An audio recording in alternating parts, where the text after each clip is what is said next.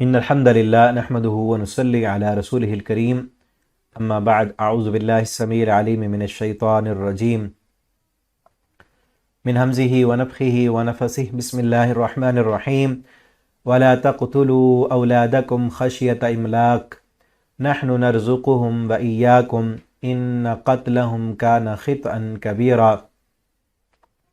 تفسیر القرآن کا سبق آج انشاءاللہ ہم سورہ بنی اسرائیل رکوع نمبر 4 پڑھیں گے۔ اس رکوع میں انسانیت کے تقاضے بتائے گئے ہیں اور کئی گناہ جو اس وقت موجود تھے معاشرے میں ان سے روکا گیا ہے، اور آج بھی وہ گناہ موجود ہیں اور نام لے لے کر گن گن کر اللہ نے بتایا ہے یہ کام نہیں کرنے، اگر کرو گے تو دنیا میں بھی ناکام رہو گے، دنیا میں بھی ان گناہوں کی سزا ملے گی اور آخرت میں بھی ان گناہوں کی پکڑ ہوگی اور سخت ترین عذاب ہوگا۔ پیچھے سے بات شروع ہوئی تھی، مزید ابھی اس کا ہم لفظی ترجمہ دیکھ لیں، پھر انشاءاللہ تفسیر میں بات کرتے ہیں۔ انتہائی اہم ترین باتیں ہیں اس میں۔ وَلَا تَقْتُلُوا أَوْلَادَكُمْ، اور نہ تم سب قتل کرو اپنی اولاد کو، خشیت املاق، مفلسی کے ڈر سے، بھوک کے ڈر سے۔ نَحْنُ نَرْزُقُهُمْ، ہم رزق دیتے ہیں انہیں، وَإِيَّاكُمْ، اور تمہیں بھی ہم دیتے ہیں۔ إِنَّ قَتْلَهُمْ، بے شک ان کا قتل كَانَ خِطْئًا كَبِيرًا، ہے بہت بڑا گناہ۔ وَلَا تَقْرَبُوا الزِّنَا، اور تم نہ قریب جاؤ الزنا، زنا کے، إِنَّهُ كَانَ فَاحِشًا، کہ بے شک وہ بے حیائی ہے، وَسَاءَ سَبِيلًا، اور بہت برا راستہ ہے۔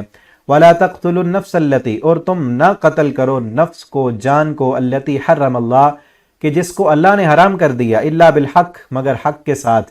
وَمَنْ قُتِلَ مَظْلُومًا، اور جو قتل کیا گیا مظلومی کی حالت میں، فقط جعلنا لولیہ، تو یقیناً ہم نے کر دیا لولیہ، اس کے ولی کے لیے، اس کے وارثوں کے لیے، سلطاناً غلبہ، فلا یسرف فی القتل، تو نہ زیادتی کرے وارث فی القتل، قتل کرنے میں یعنی بدلہ لینے میں، انہ کان منصورا، کہ بے شک وہ مدد دیا ہوا ہے۔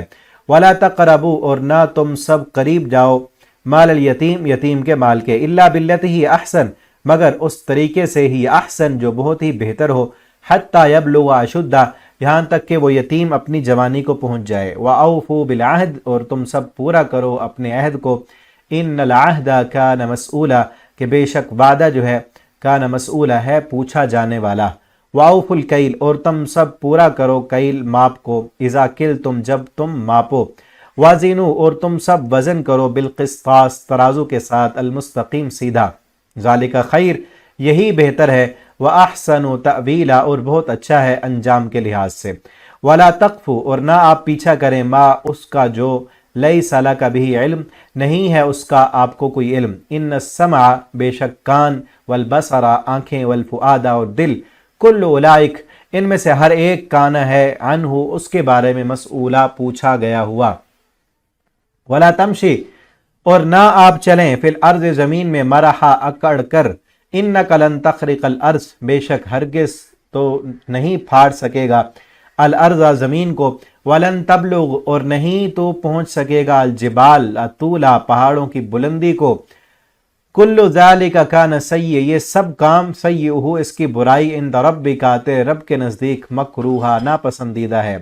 ذالک، یہ، مما اوحا، اس میں سے ہے جو اوحا، وحی کی، الیک، آپ کی طرف، ربک، آپ کے رب نے، من الحکمہ، حکمت میں سے، ولا تجعل، اور نہ تو ٹھہرا، مع اللہ، اللہ کے ساتھ، الہا آخر، کوئی دوسرا معبود، فتلقا فی جہنم، پس تو ڈال دیا جائے گا، فی جہنم، جہنم میں، ملوما، ملامت کیا ہوا، مدحورا، دھتکارا ہوا۔ افاسفاکم، پھر کیا چن لیا تمہیں، ربکم، تمہارے رب نے، بالبنین، بیٹوں کے ساتھ، واتخذا، اور اس نے خود بنا لیا، من الملائکۃ، فرشتوں سے، اناثا، بیٹیاں، انکم، بے شک تم، لتقولون، یقیناً تم سب کہتے ہو، قولا عظیما، بہت غلط بات، بہت بری بات کہتے ہو۔ یہاں تک یہ رکوع کمپلیٹ ہوا۔ یہ رکوع نا، اس کا اصل مضمون پچھلے رکوع سے شروع ہو رہا ہے، ٹھیک ہے، جہاں سے تھا نا، وَقَضَىٰ رَبُّكَ أَلَّا تَعْبُدُوا إِلَّا إِيَّاهُ، کہ اللہ نے یہ فیصلہ کر دیا، پچھلا رکوع ہم نے پڑھا کہ عبادت اللہ کی کرنی ہے اور اللہ کے ساتھ شرک نہیں کرنا۔ بات شروع ہوئی تھی اللہ کی عبادت سے اور اللہ کے ذات صفات میں شریک نہ کرنے سے، ٹھیک ہے، اور درمیان میں دوسرے نمبر پر والدین کے ساتھ حسن سلوک، اچھا اخلاق، اس کے بارے میں آیا، اور پھر قریبی رشتہ دار وات ذل قربا حق والمسکین، مسکینوں کے حق، قریبی رشتہ داروں کے حق، اور پھر اسی طرح خرچ کرنے کی بات آئی کہ مال کہاں خرچ کرنا ہے، فضول خرچی نہیں کرنی، تبذیر نہیں کرنا، اور جو ہے کنجوسی بھی نہیں کرنی، جہاں پر خرچ کرنا ہو وہاں خرچ کرتے رہا کریں، اور اگر نہیں ہے، ضرورت بھی پوری نہیں ہو رہی تو، اور ضرورتیں مانگنے والے تمہارے پاس موجود ہیں، تو ان کے ساتھ اچھا سلوک کرنا ہے، اچھے انداز میں جواب دینا ہے، یعنی اپنا اخلاق اچھا رکھنا ہے۔ ٹھیک ہے، اب یہ اس رکوع میں کئی اور باتیں ہیں۔ پھر یہ بھی کہا گیا ان ربک یبسط الرزق، کہ یہ یقین رکھ لیں کہ رزق پھیلانا، بڑھانا، کم کرنا یہ آپ کے رب کی ذمہ ہے، آپ کے رب کے اختیار میں ہے۔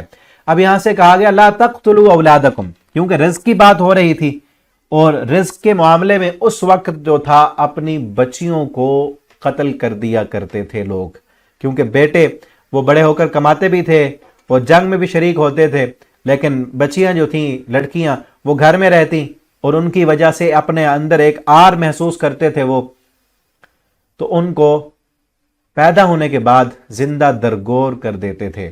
تو یہاں سے روکا گیا لا تقتلوا اولادکم، اپنی اولاد کو قتل مت کرو، خشیت املاک، بھوک کے ڈر سے۔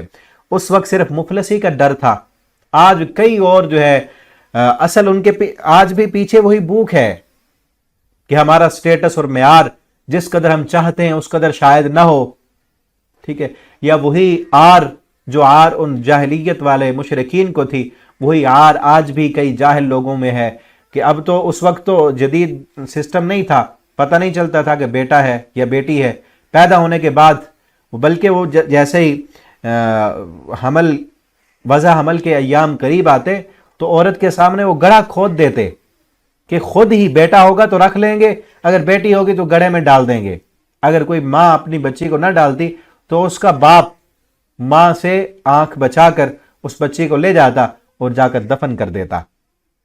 لیکن آج جدید دور ہے، الٹرا ساؤنڈ کے ذریعے معلوم کیا جا سکتا ہے، تو کئی لوگ جو ہے وہ معلوم کرنے کے بعد کئی مانے حمل کو گرانے والی ادویات جو ہیں، ابروشن، وہ ادویات کے ذریعے باقاعدہ بلکہ آپریشن بھی ہوتے ہیں، ان کے ذریعے سے حمل کو جو ہے وہ ضائع کر دیا جاتا ہے۔ ہاں یہ تک ہے کہ اگر ادویات استعمال کی جاتی ہیں جس میں حمل ہو ہی نہ، ادویات ہوں یا کوئی بھی طریقہ کار ہو جس سے یہ ہو کہ حمل نہ ہو، تو اس میں تو کوئی مذائقہ نہیں ہے، وہاں تک اجازت ہے۔ اگر حمل ہو چکا ہے، اس کے بعد اگر اس حمل کو کسی بھی طریقے سے ختم کیا جاتا ہے تو وہ کیا ہوگا؟ قتل میں آئے گا، قتل اولاد میں آئے گا، اور اللہ تعالیٰ قیامت کے دن پوچھیں گے بِأَيِّ ذَنْبٍ قُتِلَتْ، اس زندہ درگور کی ہوئی، قتل کی ہوئی اس جان سے اللہ تعالیٰ اس کو روح دیں گے، جان دیں گے۔ وہاں قیامت کے دن اس سے پوچھیں گے تجھے کس جرم کی پاداش میں قتل کیا گیا تھا، تجھ سے جینے کا حق کیوں چھینا گیا تھا؟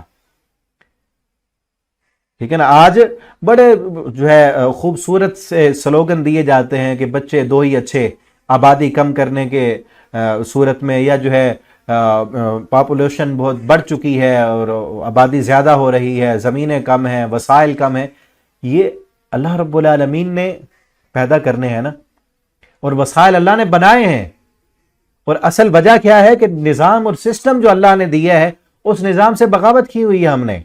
نظام معیشت وہ اسلامی نہیں ہے، اس وجہ سے کہیں پر تو دولتوں کے انبار ہیں، دولتیں حرام کاموں میں اڑائی جا رہی ہیں، اور کہیں پر جو ہے فقر و فاقہ ہے۔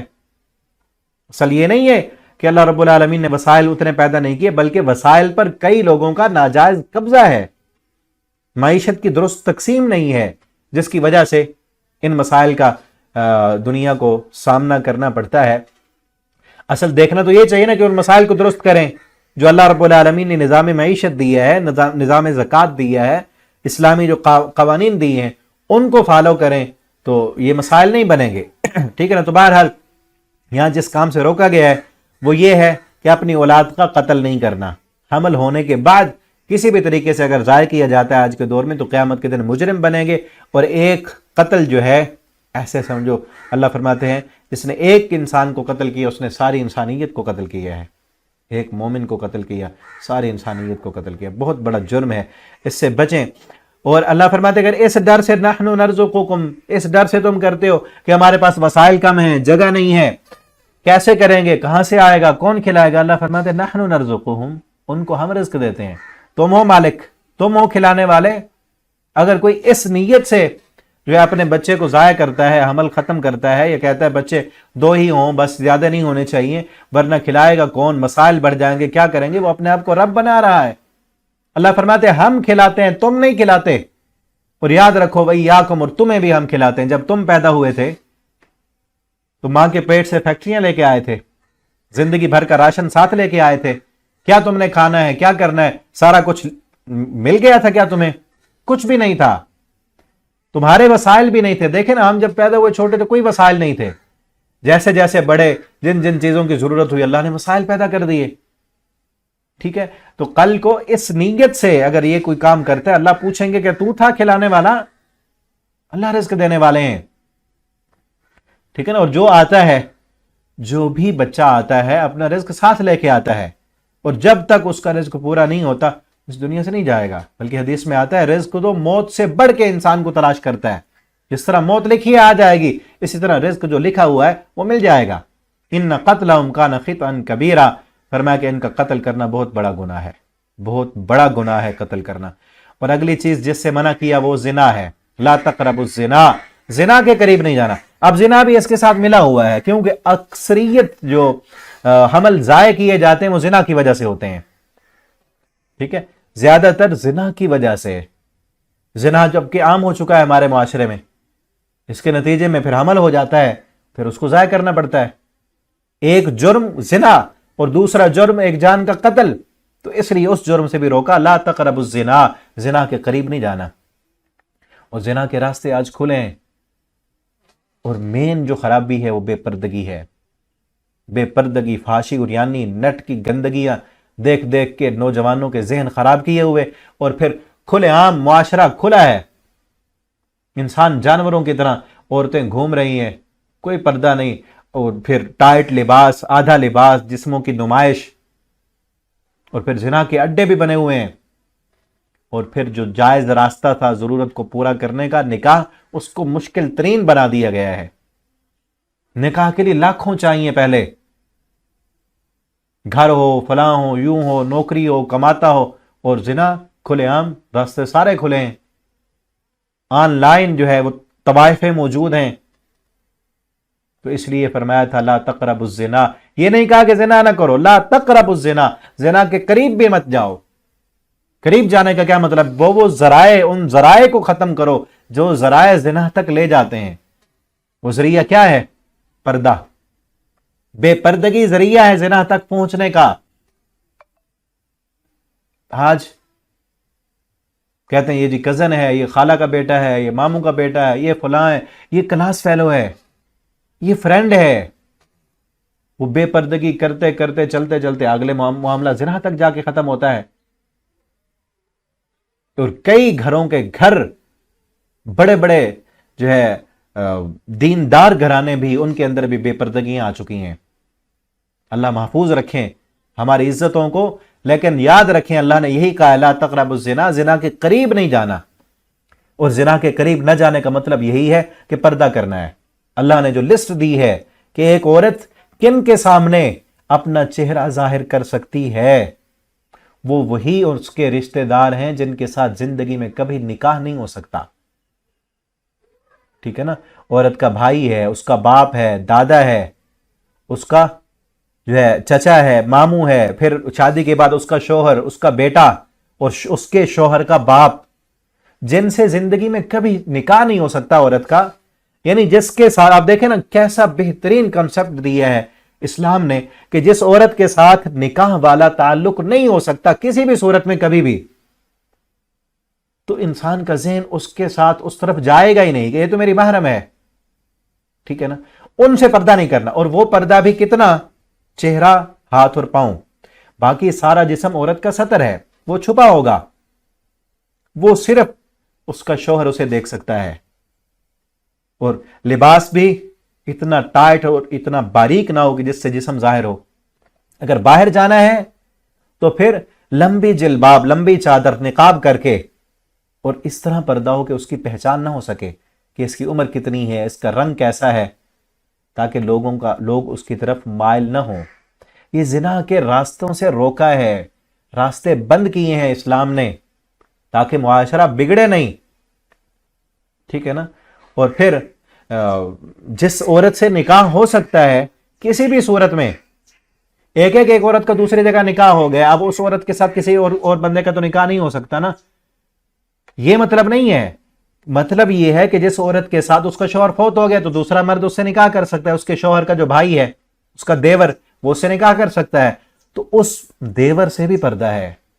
عورت سے جس بندے کا نکاح ہو سکتا ہے، جس مرد کا، کسی بھی حال میں کبھی بھی، تو اس سے وہ پردہ کرے گی، ٹھیک ہے۔ تو یہ اس پردے کے قانون کو اگر ہم فالو کریں، ان پابندیوں کو اپنائیں، تو زنا معاشرے سے ختم ہو جائے گا۔ اگر عورت پورے پردے میں آئے اور ساری عورتیں باپردہ بن جائیں، دیندار بن جائیں، معاشرے سے زنا ختم ہو جائے گا۔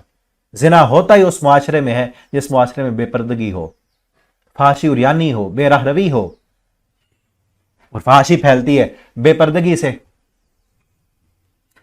تو اللہ رب العالمین، آپ جتنے بھی قرآن پڑھنے والے ہیں، ہم سب کو چاہیے کہ ہم خود بھی، آپ اگر میری مائیں بہنیں ہیں خود بھی پردہ کریں، اپنی بیٹیوں کو بھی پردہ کرائیں۔ آپ اگر بھائی ہیں تو آپ اپنی بہنوں کو، اپنی بیٹیوں کو، اپنی بیوی کو، جو بھی جس آپ کے ماتحت ہیں، ان کو آپ پردے کا حکم دیں، پردہ کرائیں۔ اب دیکھیں نا، پھر یہ بھی ہے مرد کی کس قدر اس کی حیا کے خلاف ہے یہ بات کہ اس کی بہن، اس کی بیٹی، اس کی بیوی بن سنور کے جا رہی ہے بازار میں، بن سنور کے جا رہی ہے یونیورسٹی میں تعلیم حاصل کرنے کے لیے، تعلیم حاصل کرنے کے لیے جا رہی ہے یا اپنا حسن دکھانے جا رہی ہے۔ اب اس کی غیرت کہاں گئی اس بھائی کی، جس کی بہن ہاسٹلوں میں رہ رہی ہے، مہینہ گھر میں آتی نہیں، پتہ ہی نہیں کہ وہ رات بھر کیا کرتی ہے، دن کو کہاں ہوتی ہے۔ اس بھائی کی غیرت کہاں ہے؟ دیکھیں نا، پچھلے دنوں ہمارے ادھر بھاولپور یونیورسٹی کا کتنا بڑا میڈیا پہ بےعزتی ہوئی اور کیا کچھ خبریں چلتی رہیں، آپ بہتر جانتے ہیں کس وجہ سے ہے۔ نبی کریم صلی اللہ علیہ وسلم نے فرمایا کوئی عورت بغیر محرم کے ایک رات کہیں اور مت گزارے۔ اب ہاسٹلوں میں ان کے محرم ہوتے ہیں جہاں پہ رہ رہی ہوتی ہیں۔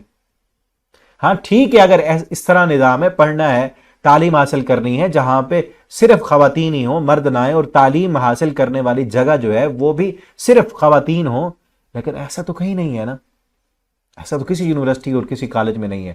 اکٹھے بیٹھے ہیں، اکٹھے کلاس میں، ادھر ایک سائڈ پہ لڑکے بیٹھے ہیں، لڑکیاں فل میک اپ کر کے بیٹھی ہیں، وہاں کیا تعلیم حاصل کریں گے؟ اور پھر وہ لوگ بھی جو کہتے ہیں تعلیم حاصل کر کے آتی ہیں ہماری بیٹیاں، آپ کیا سمجھتے ہیں وہاں پہ قرآن پڑھاتے ہیں؟ آپ کی بچیوں کو وہ یہ سکھاتے ہیں کہ گھر میں شوہر کے ساتھ شوہر کے کیا حقوق ہیں، بچوں کو کیسے پالنا ہے، گھرداری سکھاتے ہیں ان کو؟ کیا سکھاتے ہیں ان کو؟ صبح شام کے اذکار اور دعائیں سکھائیں گے، نماز پڑھائیں گے؟ جو اصل تعلیم ہے یہ دیں ان کو، گھرداری سکھائیں ان کو، بچوں کی پرورش اور تربیت کرنا سکھائیں۔ جو اصل کام تھا عورت کا اس کو تو چھوڑ دیا، کمرشل تعلیم، وہ کمرشل تعلیم ہے جو وہاں یونیورسٹیوں میں ہوتی ہے نا، وہ کمرشل تعلیم دلا رہے ہیں۔ وہ تو ہنر ہے نا پیسہ کمانے کا، اور کمانا مرد کی ذمہ داری ہے۔ وہ کمرشل تعلیم دلائیں گے، جب پھر نوکری کرنے جائے گی پھر بھی حالات ویسے ہوں گے۔ پھر خاتون نے نوکری کرنی ہے، جائے گی جب دفتر میں کسی جگہ، وہاں پہ مرد ہوں گے آگے۔ دیکھیں آج جس دفتر میں جائیں، کسی بینک میں چلے جائیں، کسی ادارے، کسی شاپنگ سینٹر میں چلے جائیں، وہاں آگے خواتین ہیں۔ اب بس میں جائیں، ہوائی جہاز میں جائیں، وہاں پہ آگے بن سنور کے کھڑی ہے دل لبھانے کے لیے۔ کیا ہے؟ اس لیے تو ایک پروڈکٹ تو نہیں تھی نا عورت۔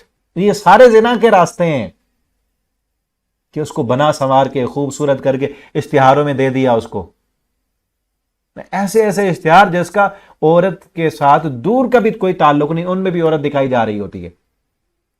عورت کے بغیر کوئی برانڈ چلتا ہی نہیں۔ ایک جو ہے وہ اس عورت کو پیسہ کمانے کا اور لوگوں کو اس کی طرف انٹریکٹ کرنے کا، اپنی طرف کھینچنے کا ذریعہ بنا دیا گیا ہے، اور یہ یورپ نے بنایا ہے۔ اسلام نے عورت کو گھر کی ملکہ بنایا تھا، ٹھیک ہے نا، بات شاید دور نکل گئی۔ تو اصل بات کیا، لا تقربوا الزنا، اللہ نے کہا کہ زنا کے قریب نہ جاؤ۔ یعنی زنا کے جو ذرائع ہیں، جو دروازے ہیں، ان سب کو اسلام نے بند کر دیا ہے۔ تو ہمیں بھی چاہیے۔ پھر ایک اور بات مجھے یاد آئی جہاں سے آپ بات میری اس طرف گئی، ایک دوست ہیں یونیورسٹی میں پڑھتے تھے، اب بھی شاید پڑھتے ہیں، تو انہوں نے مجھ سے پوچھا، پہلے اکٹھے پڑھتے تھے ہم، وہ کہنے لگے کہ میں نا کالج میں نا یونیورسٹی میں کچھ میرے ساتھ میری کلاس فیلوز پڑھتی ہیں، کیا ان کے ساتھ میں دوستی لگا سکتا ہوں؟ اور پھر بڑا اچھا ذہن میں ڈالتا ہے نا شیطان۔ بہرحال دوست ہیں میرے، اچھے ہیں، نمازی ہیں، دیندار ہیں، گھرانہ بھی دیندار ہے۔ انہوں نے کہا میں اچھا بندہ ہوں، آپ مجھے جانتے ہیں، میں یہ چاہتا ہوں کہ جو اچھی وہاں پہ پڑھنے والی ہو نا لڑکی، تو ہم سبق یاد کریں گے، اور میں اس نیت سے اس کے ساتھ دوستی لگاتا ہوں کہ کوئی غلط لڑکا اس کے ساتھ دوستی نہ لگائے۔ میں نے کہا کتنا خوبصورت ذہن میں ڈالا ہے شیطان نے نا بات۔ میں نے کہا قرآن تو کہتا ہے دیکھنا بھی نہیں ہے، تم دوستیوں کی بات کرتے ہو، دیکھنا بھی نہیں۔ ہاں ایک نظر پڑ گئی ہے تو اس کو ہٹائیں، گور گور کے دیکھنا اور شہوت کی نظر سے دیکھنا حرام ہے۔ اب نا وہ دوست کہتے ہیں کہ کیا ہر بندے کی نظر جو ہے وہ بری ہوتی ہے؟ اسلام نے جو کہا ہے کہ نظر دیکھنا ہی نہیں ہے، کہ ہر بندے کی نظر، ہر بندے کا ذہن خرابی ہوتا ہے۔ میں نے کہا یہ بات نہیں ہے، ہر بندے کا ذہن خراب ہوتا ہے۔ اسلام نے ان جو ہے جو ذریعہ بنتا ہے نا گناہ تک پہنچنے کا، اس ذریعے کو روکا ہے۔ دیکھیں نا، تقربوا الزنا، زنا کے قریب نہ جاؤ، یہ نہیں کہا زنا نہ کرو، جب پہنچو گے تو پھر تو بچنا مشکل ہو جائے گا۔ یہی ہے راستہ، کہ جس طرح ہر بندے کی نظر بری نہیں ہے، اگر 100 میں سے ایک بندے کی نظر بھی بری ہے نا تو 100 بندوں پر پابندی لگا دی ہے تاکہ راستہ ہی بند ہو جائے، تاکہ کوئی قریب آئی نہ۔ ہاں پہلی نظر میں اگر پہلی نظر بری نہیں ہے، یہ ہر وقت انسان کی نظر بری نہیں، شیطان تو ساتھ ہے نا، ایک مرتبہ بری نظر نہیں پڑے گی، دوسری مرتبہ نہیں پڑے گی، اور پھر دوستی گپ شپ اکٹھے رہنا اٹھنا بیٹھنا، پھر کیا ہوگا؟ شیطان تو آخر وہیں تک لے جائے گا نا۔ تو اسی لیے پہلے قدم پہ روکا۔ اگر 100ویں قدم پہ جا کے بندہ گناہ کر سکتا ہے نا تو اسلام نے پہلا قدم اٹھانے سے روک دیا ہے، لا تقربوا الزنا، اسی لیے فرمایا زنا کے قریب نہ جاؤ، انه کان فاحشہ، یہ بے شک بے حیائی ہے، وساء سبیلا، بہت برا راستہ ہے، بہت برا راستہ۔ کہ زنا کے نتیجے میں پھر کیا ہوگا؟ زنا کے نتیجے میں جس عورت کے ساتھ زنا کر رہے ہو وہ بدکارہ بن گئی، خائن بن گئی، کل کو اس کی شادی ہونی ہے، اگر وہ کنواری ہے تو شادی ہونی، اگر وہ شادی شدہ ہے تو اپنے خامند کے حق میں ڈاکہ ڈال رہی ہے، اپنے خامند کے حق میں ڈاکہ ڈال، اگر غیر شادی شدہ ہے پھر بھی ہونے والے شوہر کے حق میں ڈاکہ ڈال رہی ہے۔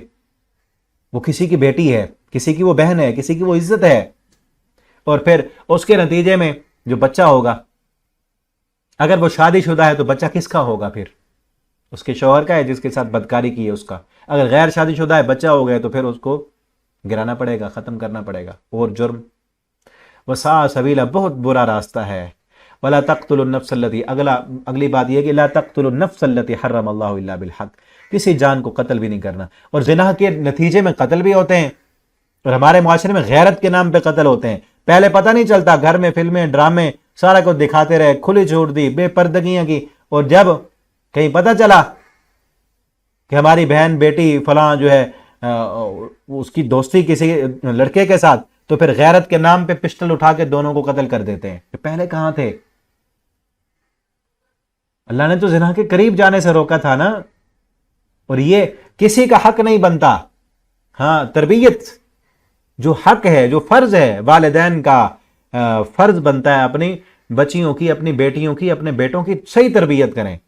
اور غلط تربیت کی وجہ سے اگر وہ غلط راستے پہ جاتے ہیں، غلط کام ان سے ہو جاتا ہے، تو کسی باپ کو شریعت نے اجازت نہیں دی کہ اپنے بیٹی کو قتل کر دے، اپنے بیٹے کو مار ڈالے، شریعت نے نہیں اجازت دی، ٹھیک ہے نا۔ اور نہ ہی کسی عام انسان کو یہ اجازت دی ہے کہ کسی پر حد نافذ کرے۔ لا تقتلوا النفس التي، کسی نفس کو قتل نہیں کرنا جس کو اللہ نے حرام کیا، الا بالحق، مگر حق کے ساتھ۔ حق کے ساتھ کیا ہے؟ کہ کسی نے قتل کر دیا آپ کا، اب جو مقتول ہے، جو قتل ہو گیا، مقتول کے وارث اس بندے کے قتل کا مطالبہ کر سکتے ہیں، خود بھی نہیں کرنا۔ جو شرعی قوانین ہے، جو حکومت ہے، اسلامی حکومت، وہ سپورٹ کرے گی مقتول کے وارثوں کو۔ اس کو اجازت دی ہے شریعت نے، چاہیں تو معاف کر دیں، چاہیں تو خون بہا لیں، دیت لیں اس کی، اور چاہیں تو بدلہ لیں۔ اب دیکھیں سعودیہ میں پچھلے دنوں ایک قتل ہوا تھا، بڑا سوشل میڈیا پہ بڑا وائرل ہوا کہ 2 کزن تھے، آپس میں دوست تھے، اور تھوڑی سی ناچاکی کی وجہ سے ایک سے قتل ہو گیا، دوسرا قتل کر دیا. اب انہوں نے بڑے زور لگایا، منتیں کی، سماجت کی، بہت پیسہ دیا، آفریں کی کہ آپ معاف کر دیں ہمارے قاتل کو، قتل ہو گیا ان سے. لیکن انہوں نے معاف نہیں کیا. وہاں پہ قانون ہے نا، تو کیا ہوا کہ اس قاتل کو اس کی گردن اڑا دی گئی. قانون ہے. یہاں ہمارا پاکستان میں ہوتا تو کیا بنتا؟ پیسے دے کے چھوٹ جاتے. وہاں پہ پیسے، بھاری پیسے دیے ہیں، بہت بڑی آفریں کی ہیں، لیکن انہوں نے کہا ہم نے پیسہ نہیں لینا، ہمیں قصاص چاہیے. یہ حق ہے، حق کے ساتھ اللہ نے مقتول جو ہوا ہے، جو قتل ہوا ہے، اس کے وارثوں کو یہ حق دیا ہے. اور ومن قتل مظلوما، جو بندہ قتل کیا گیا مظلومہ، ظلم کی حالت میں، فقد جعلنا لولیہ سلطانہ، ہم نے اس کے وارثوں کو غلبہ عطا کیا. یہی غلبہ ہے. وہاں اسلامی حکومت ہے نا، اسلامی حکومت کے اختیار میں بھی نہیں ہے یہ کہ ان پر زور دیں اور زبردستی ان کو کہیں کہ معاف کر دو. نہیں، ہاں اپنی مرضی سے وہ معاف کرنا چاہیں، اپنی مرضی سے خون بہا لینا چاہیں، اپنی مرضی سے کریں گے. کسی اور کو یہ حق نہیں دیا گیا. ٹھیک ہے. فلا یسرف، ہاں یہ کہا گیا لا یسرف فی القتل، قتل میں زیادتی نہیں کرنی، زیادتی نہیں کرنی ان پر. جس آلے سے یا جس طریقے سے اس نے قتل کیا ہے ویسے بس، زیادتی نہیں. یا یہ نہ ہو کہ انہوں نے ایک قتل کیا آپ زیادہ قتل کریں، یا جس نے قتل کیا اس کے خاندان والوں کو قتل کر دیں، زیادہ کو قتل کریں. نہیں، جس نے قتل کیا اس کے بیٹے کو، باپ تو اب فوت ہو گیا، بیٹے کو آپ پکڑ لیں. نہیں، زیادتی نہیں کرنی. انہ کان منصورا، کہ بے شک وہ مدد دیا ہوا ہے، ولیوں کو مدد دی ہے ہم نے، اسلام نے مدد دی. اور یہ کس لیے دی؟ قصاص کا جو قانون ہے اس میں یہ نہیں ہے کہ اب کئی لوگ کہتے ہیں اسلام پہ اعتراض کرنے والے کہ ایک سے تو قتل ہو گیا، جس طرح اب یہی واقعہ ہوا، کئی لوگ کہہ رہے تھے معاف کر دیتے. ہاں ٹھیک ہے، انسانیت یہی ہے کہ معافی دے دیتے، لیکن انہوں نے معاف نہیں کیا تو حکومت کا اختیار نہیں ہے کہ ان کو زبردستی معافی لے کر دیں. اور اعتراض کرنے والے کہتے ہیں چونکہ ایک ہو گیا، اب دوسرا بندہ قتل کیوں کیا؟ اس لیے کیا تاکہ دوبارہ دوسرا قاتل پیدا نہ ہو. جس معاشرے میں سب کے سامنے دیکھیں نا، سعودیہ میں جب یہ واقعہ ہوا ہے، کوئی دوسرا قتل کرنے سے پہلے 1000 بار نہیں، لاکھوں بار سوچے گا کہ اگر مجھ سے قتل ہو گیا نا، غلطی سے بھی ہو گیا، تو میں نہیں بچ پانے والا پھر. ٹھیک ہے نا. دنیا میں اگر یہی ہوگا قاتل کو چھوڑ دیں، اس کو تو ایک کو قتل کر دیا، کل کو وہ بھی کسی اور کو قتل کرے گا، اور اس کو دیکھ کر اور بھی قاتل تیار ہوں گے. اسلام کے قانون میں اسی لیے فرمایا نا وَلَكُمْ فِي الْقِصَاصِ حَيَاتٌ يَا أُولِي الْأَلْبَابِ، تمہارے لیے اس قصاص میں زندگی ہے. ایک قاتل مرے گا نا، ایک قاتل قتل ہوگا، دوسرا قاتل پیدا نہیں ہوگا. اسی لیے کہا ہے. آگے یہ حکم دیا وَلَا تَقْرَبُوا مَالَ الْيَتِيمِ، یتیم کے مال کے قریب نہیں جانا. الا باللتی، قریب جانے سے مراد یہ ہے اس کا مال ناجائز طریقے سے کھانا نہیں ہے. سورہ نساء کے شروع میں بھی ہم پڑھ آئے ہیں یتیم کے مال کے متعلق، یعنی اچھے طریقے سے. وہ چھوٹا بچہ ہے، اس کا مال ایسے چھوڑ بھی نہ دو کہ وہ اس کے زکوٰۃ نکالتے نکالتے وہ ختم ہو جائے، یا یتیم کھاتے کھاتے ختم کر دے، بلکہ اس کو کاروبار میں لگاؤ اچھے طریقے سے، اللہ سے ڈرتے ہوئے. اس یتیم کو نقصان پہنچانے کا کوئی تمہارے دل میں نہ ہو ارادہ. اللہ کو تو پتہ ہے نا، دل کے حالات معلوم ہیں. اس یتیم کے فائدے کے لیے، اس کے مال کے ساتھ جو بھی تم کر سکتے ہو اس کے فائدے کے لیے وہ کرو. ٹھیک ہے. الا باللتی احسن، مگر وہ طریقہ جو اچھا ہو. حتی یبلغ اشدہ، ہاں جب وہ بھرپور جوانی کو پہنچ جائے، سمجھدار ہو جائے، میچور ہو جائے، تو پھر اس کا مال اس کے حوالے کر دو. یہ نہیں کہ تم جو ہے پھر اس پہ قابض بن کے بیٹھے رہو، نہیں، اس کو دے دو. وَأَوْفُوا بِالْعَهْدِ، اور تم پورا کرو اپنے عہد کو، اپنے وعدوں کو پورا کرو. اگلا حکم، جب وعدہ کرو کسی سے تو وعدہ پورا کرو. ان اللہ کان مسئولا، بے شک وعدے کے متعلق بھی پوچھا جانے والا ہے، قیامت کے دن پوچھا جائے گا. وَأَوْفُوا الْكَيْلَ، اگلا حکم اوفوا الکیل، تم ماپ پورا کرو. جب ماپ کر دو کسی دیکھیں نا، خریدنے اور بیچنے کے دو طریقے ہوتے ہیں، ایک ہے پیمائش کر کے دینا ماپ کر، اور دوسرا ہے تول کر. جب تم ماپو تو ماپنے کا پیمانہ پورا ہونا چاہیے. وزنوا، اور وزن کر کے جو، جب تول کر دو بالقسطاس المستقیم، تو سیدھے ترازو سے ناپو، سیدھے ترازو سے، مستقیم سیدھا. پہلے نا ترازو میں تولا جاتا تھا تو ترازو ٹیڑھا کرتے، ہاتھ کی صفائی سے ترازو ٹیڑھا کرتے تو کم تولا جاتا، دینے کی باری ہوتی تو کم دیتے، لینا ہوتا تو پھر زیادہ لے لیتے. سورہ مطففین میں فرمایا ویل للمطففین، ناپ تول میں کمی کرنے والوں کے لیے ویل ہے، ہلاکت ہے، تباہی ہے. آج دیکھیں اس جرم میں بھی امت مسلمہ بہت بہت زیادہ شکار ہو چکی ہے. 2 نمبر چیزیں بنانا، 2 نمبر چیزیں بیچنا، 2 نمبر چیز کو برانڈ کی کر کے بیچ دینا، 1 نمبر چیز میں 2 نمبر چیز کی ملاوٹ کرنا. چاول ہو گئے، چینی ہو گئی، اجناس جتنی بھی، اب دیکھیں اجناس کھانے کی چیز ہے اس میں ملاوٹیں کی جا رہی ہیں، مرچوں میں ملاوٹ کی جا رہی ہے.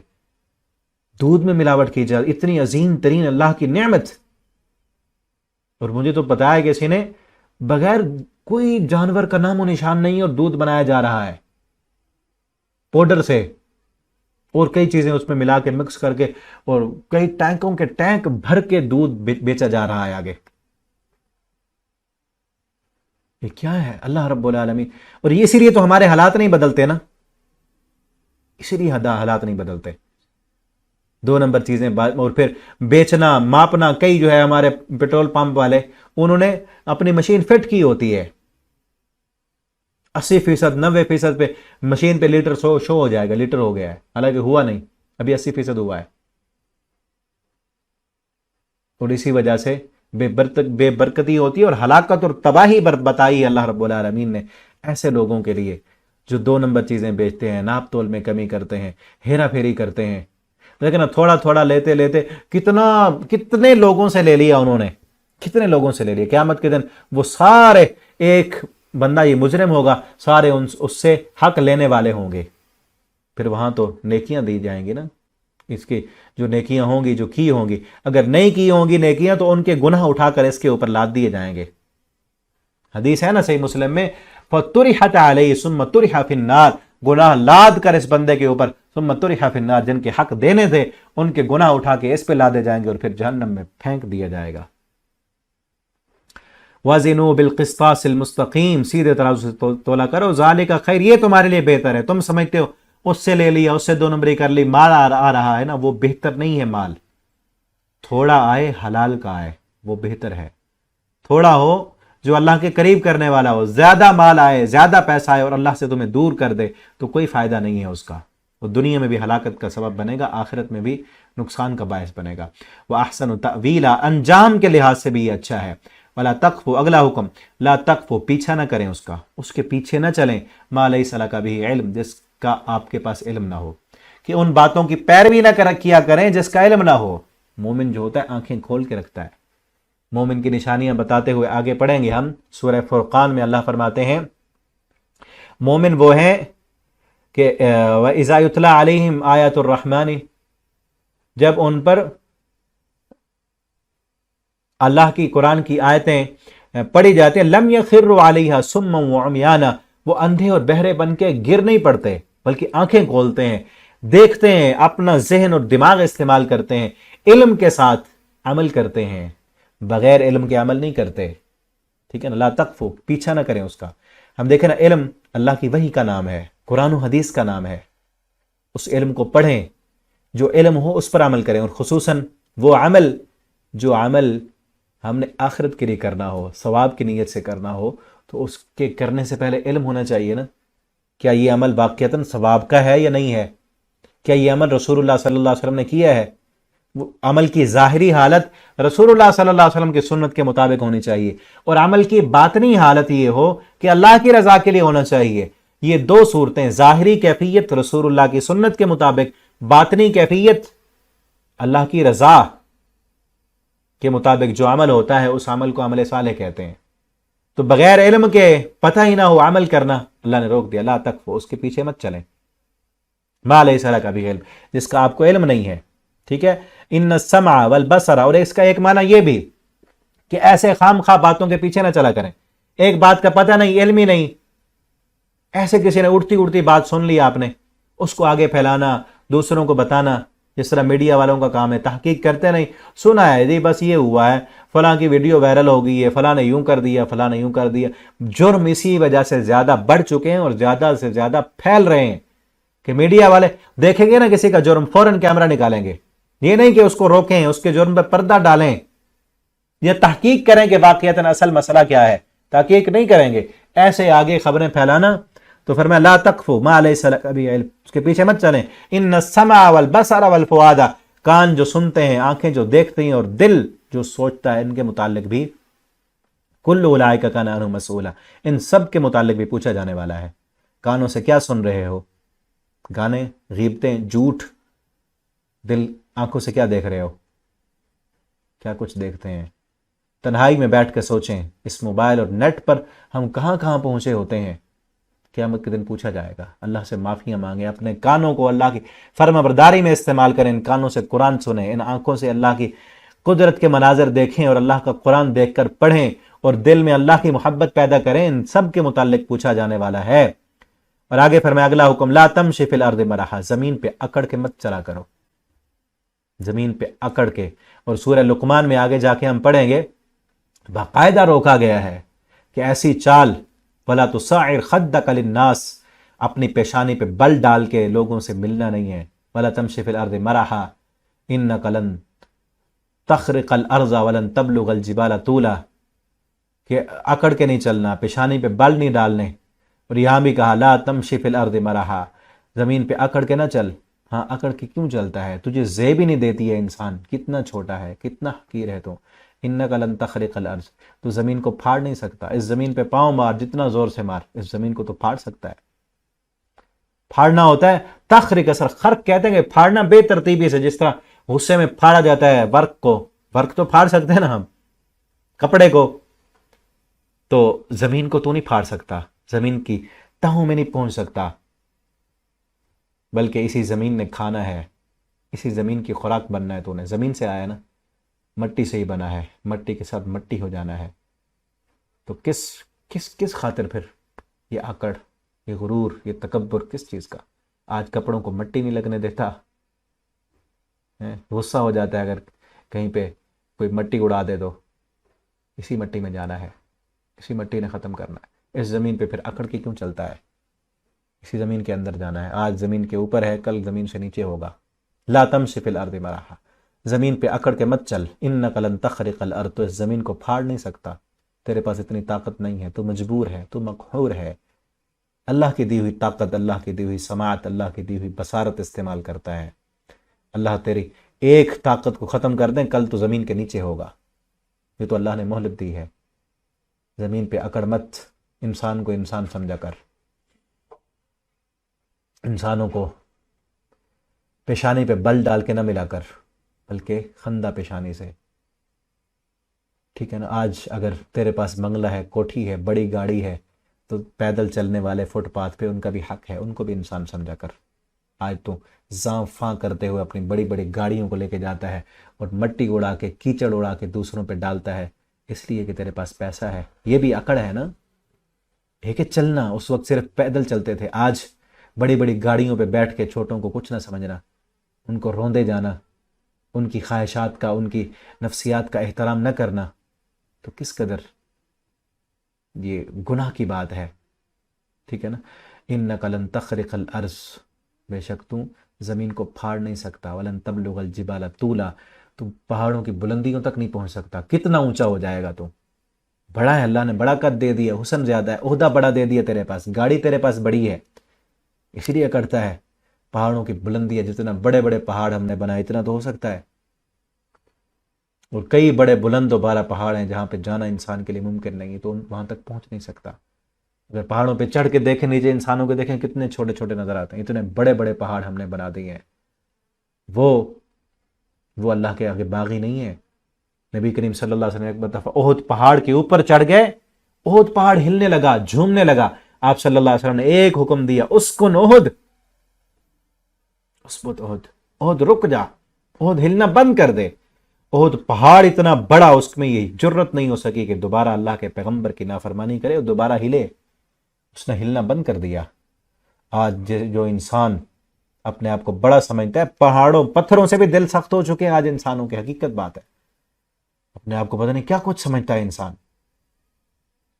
اس لیے اللہ نے فرمایا الم یک نطفہ، اپنی اوقات بھول گیا ہے، پانی کا حقیر قطرہ تھا، غلیظ پانی سے پیدا کیا، پھر ماں کے پیٹ میں وہ غلیظ خون، وہ خوراک بنتا رہا تیری، مٹی سے تیرے باپ کو بنا کے وہیں سے نسل چلائی، کن کن مراحل سے نکالا، اور پھر یاد رکھ ایک دن آئے گا سب ختم ہو جائے گا۔